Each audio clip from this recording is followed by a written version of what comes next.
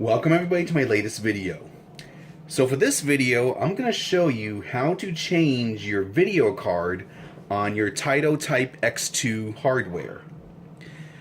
This shouldn't be too long of a video. Might be only 5 minutes or so, but hey, it's better than nothing. Now,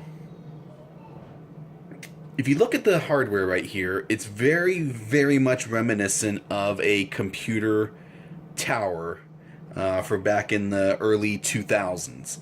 And that's pretty much what the Taito X Type 2 is, at least in my opinion. I'm not really a hardcore computer guy, but yeah, it pretty much looks just like a tower. Got your power supply right here. Got some inputs right here. More inputs. Notice I'm not using any technical details right here. DVI inputs might be hard to see. It's nighttime right now. But let's just get to the point. Now, in order to change your video card, you're going to have to take this apart. And it's not too difficult. You look at it and you would probably think you just unscrew 1 or 2 screws and then this slides out. Not really the case, but it's not that hard either. So, first thing you're going to do, obviously take your hardware out of your arcade cabinet. This is the game right here. Now, the games are basically just hard drives. It looks like this. This particular one is Street Fighter 4. I think it's the first Street Fighter 4. I don't think it's Arcade Edition. But yeah, it's pretty much a hard drive, and that's all it is, with the exception that in addition to the hard drives, the games also use little security dongles. It looks pretty much just like a USB card. You can't run one without the other. Kind of reminds me of the Sega Chihiro hardware, the CD drive. But anyways, back on point. So, you want to change your video card. Why do you want to change your video card? Maybe you're getting some bad video signals. The reason I'm doing it is when I hook this up to my cabinet, initially it doesn't want to give me an image. And what I do is I change from one DVI input to the other, and then it gives me an image. So that either means to me that the video card is possibly going bad, or it might be my monitor. Who knows? Either way, I got another video card. Hopefully it's the right one, and you know, I'll check it out later, but this video is just showing how to change the card itself. Trying to get a good angle here. Alright, so first thing you want to do is take off the screws right here. And you got 1, 2, 3, 4. I myself only have 3 right here, so we're just going to go ahead and start with that. Don't lose these screws. They're really small, and they can be a pain in the ass if you drop them. So, just undo those. And what this does is this exposes you to the game on the inside. And right here, you just flip it up. And boom. Now, what you see here, this is the multi Taito X2 hard drive. I'm not sure of all the details. It reminds me of kind of like the Darksoft CPS2 or CPS3 hardware. It's not really emulation. It's the code of the game being played on the original hardware. So whether that's authentic to you guys or not, that's up to you. But I just have the hard drive here. Now normally, right here will be 2 brackets. And the brackets then hold the hard drive, which then gets screwed here. 1, 2, 3, 4, and if you want, 5 and 6. So, Do you need to remove the game? No. You just need to unplug the wires. Real nice and simple. Just slide them out. And then the game, you can actually take this off, or if you want, you can put it back on, screw it down so everything kind of comes off together. That's totally up to you. Alright. Now,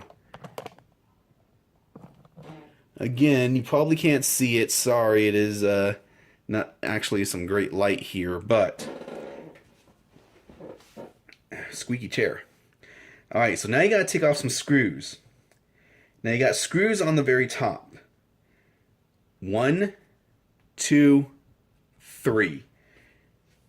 So let's just go ahead and take off those.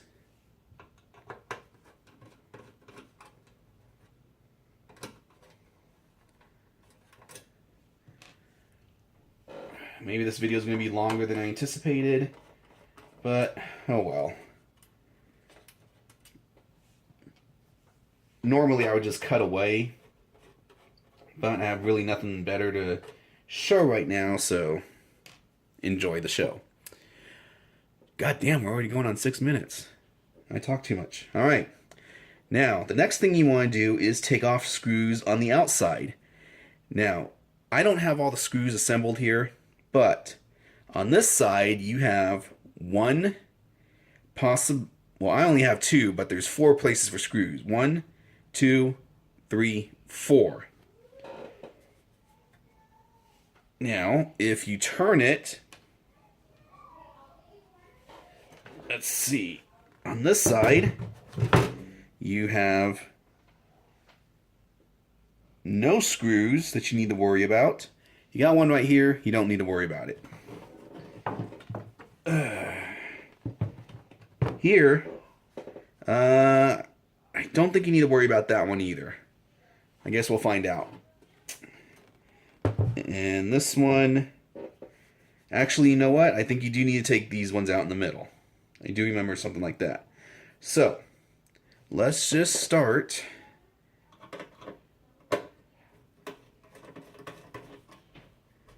And we'll keep going. All right.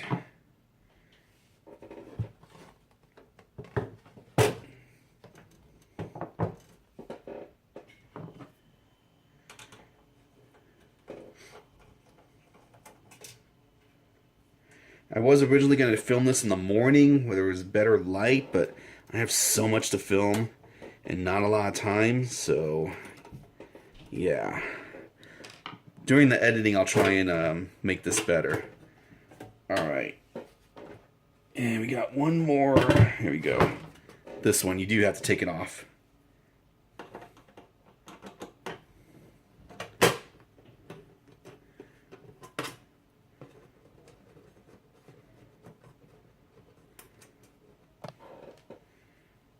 Trying to be very careful not to lose any of the screws. Alright, so let's try and maybe raise this up and then down. Alright, so once you remove those screws, this just should pop straight up. Just like that. Real nice and simple. Now, you look inside. We'll go ahead and take a look here.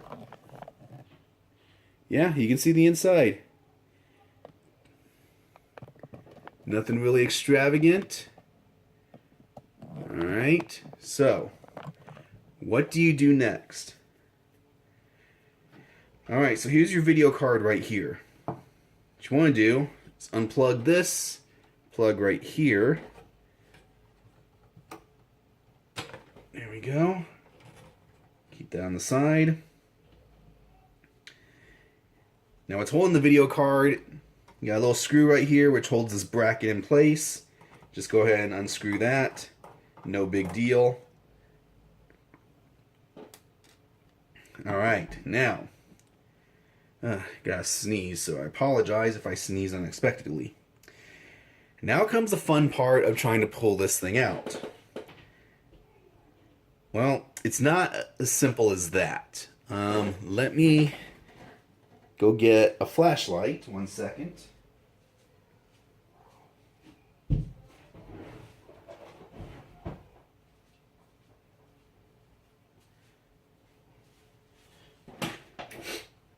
Alright, so a little bit better. I don't know if you're going to be able to see this. Alright, so before you can pull this out, you got to unlock it. And if you look, follow the screwdriver, right here where it's touching, there's a white tab. You need to push that tab down so it unlocks the video card. And then when you install this, you got to push that tab back up. So, let's see if I can do this.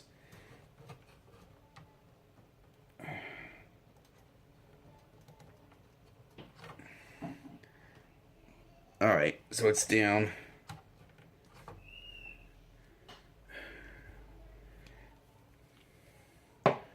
Alright, so now here we are. The card is ready to come out, and you just simply pop it out. There you go. Your video card. So I'm going to put in the new video card and, you know, see if that solves my particular issue. I don't know if it will, but this is my new video card. It's got a larger capacity, and I guess these video cards have certain BIOS that are preloaded on them, so it's not like you just go and buy this off the shelf and then install it and it's good to go. I'm not really too technical, so I have no idea, you know, the specifics, but yeah, I'm just gonna pop this in. Hopefully it solves my particular issue that I'm having. The other issue, it could actually just be the DVI cable I'm using. Maybe it's, you know, just needs to be replaced. But either way, hopefully this works, because it also allows me to have a backup, so to speak. So you just load this in. Alright, where did it go?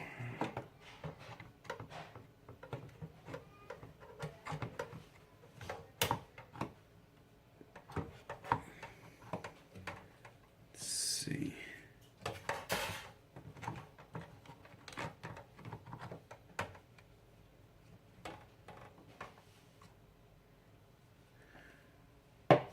So I'm going to do is cut right now, that way I can actually install it, get everything wrapped up, pop it in, and, you know, we'll see what happens.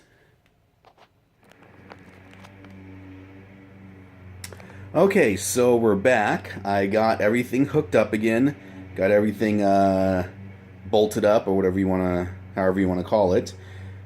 Put the video card in, and unfortunately it did not solve my issue. So, what does that mean? Again, it could be the monitor, maybe it's the actual hardware itself. Everything still works, so I'm not sure what else to do. I guess the good thing is I got a spare video card. I tried all the variations of the different cables. Nothing seemed to work, so I don't know. Right now, well, let me show you what I have to do. So, I was playing this last night. Everything worked good. It's up and running. Turn it off. So now, I'm going to turn it back on. So, let's just... Alright. So we got it turned on. Everything's going good.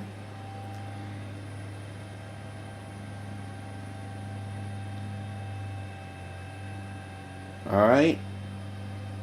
1024 by 768. It's going good. It's loading.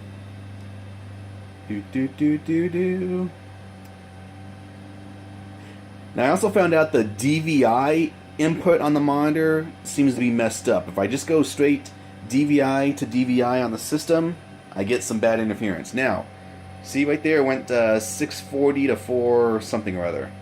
That's what happens. In order to solve that issue, what I have to do is come down here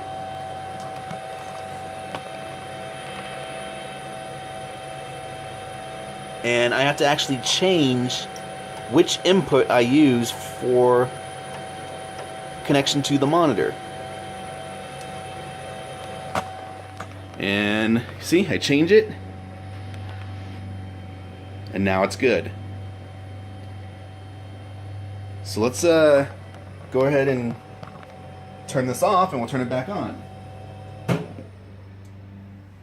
Alright, it's off. You saw that it was good. We're going to turn it back on. I just realized this video is a lot longer than I intended it to be.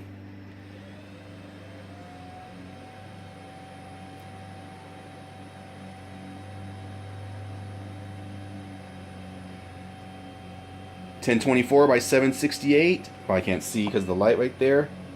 And again, looks good. Everything's powering up. And we're going, and we're going.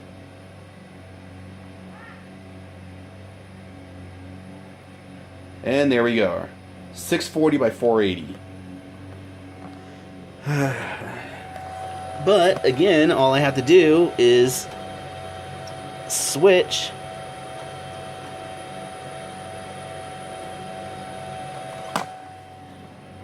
and now it works. So I'm not really sure what the issue is. You know, it could be the monitor. Maybe it's this multi hard drive with all the games. I don't know. I don't know. Maybe I'll try and hook up my Taito to a TV and see if I got the same issue. And if I do, then I know it's the Taito system. Maybe I'll try and hook something else up, you know, to the monitor here. What I do know is the monitor has two inputs as VGA and DVI. If I go DVI to DVI on the hardware, I get a really bad connection. It's all, you know, it's flashy. I think it stays at 1080, but it just flashes and it's no good. So I gotta go VGA to a DVI adapter to the DVI input on the Taito X2. But you know, once I get past this point, I can select my game and it's all good to go. So, you know, this is probably where I'm gonna leave it. I'm out of ideas. If anybody can lend some help, hey, feel free to chime in because I'm at an end. But at least, you know, it's going. So there you are. If you have any questions, let me know. Until next time. That's it, man. Game over, man. It's game over.